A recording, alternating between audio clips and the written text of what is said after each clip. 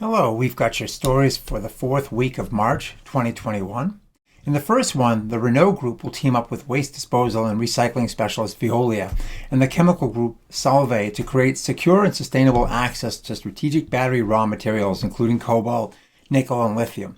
Veolia and Solvay had already formed a partnership last year, which Renault is now joining. They'll be the off-taker in a lot of that.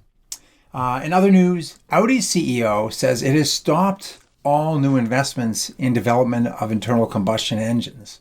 It'll no longer put any resources into that space, and essentially now it's going to adapt its existing engines to EU guidelines, which become increasingly stringent.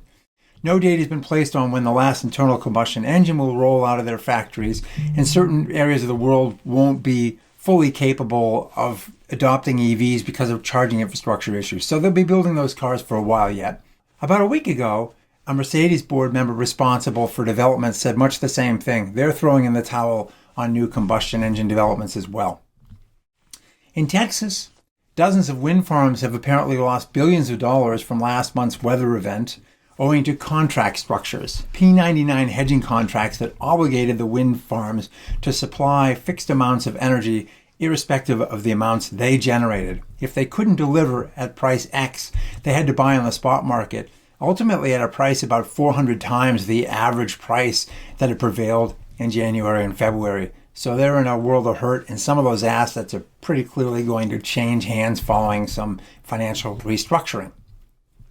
In California, even as the three investor-owned utilities have been pushing back against net energy metering and arguing for fixed charges, at the same time, the three largest California agencies responsible for air quality and emissions, the Air Resources Board, the Energy Commission, and the Public Utilities Commission, released a report saying the state is woefully behind what it needs to do if it wants to fully decarbonize the grid by 2045.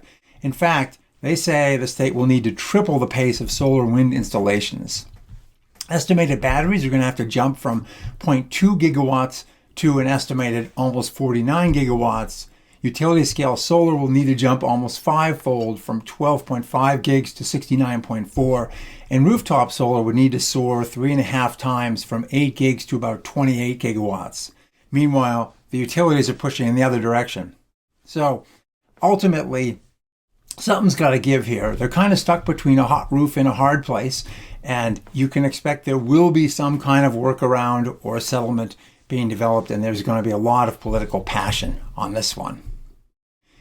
At the same time, globally, the International Renewable Energy Agency is finding a very similar thing at the global level, indicating despite the progress we've made so far in renewables and decarbonization, there's an enormous gap between what we've done and what we need to do if we want to hit that 1.5 degree centigrade target by 2050.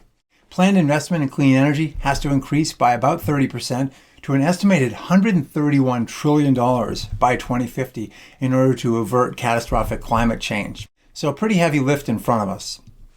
Leaving you, though, on two more upbeat notes. First, the Southwest Power Pool set a new renewables penetration record, almost all wind, of 81.39%.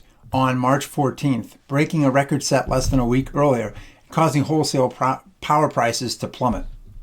The new penetration record was reached at 5:30 in the morning, surpassing the previous record, which was 80.3%.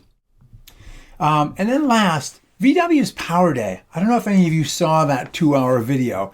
It was a little bit slow in its pacing, but even though it didn't have Elon Musk's flair for the dramatic, the manifesto they put out was no less impressive in many ways. The company plans on building 6 40-gigawatt-hour gigafactories in Europe, and they also plan to cut costs by about 50% by addressing complexities in batteries and settling on a standardized battery cell platform that would be in about 80% of their vehicles. Then they'll have specialized cells for the other 20, the high-end stuff.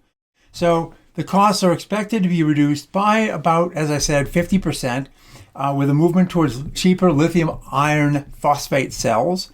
And what they expect is to cut costs 15% in cell design, 10% in production, 5% in the battery system, and about 20% in the anode and cathode materials costs. So lots of potential movement and a lot of hard work ahead of us. Thanks for watching. We'll see you next week.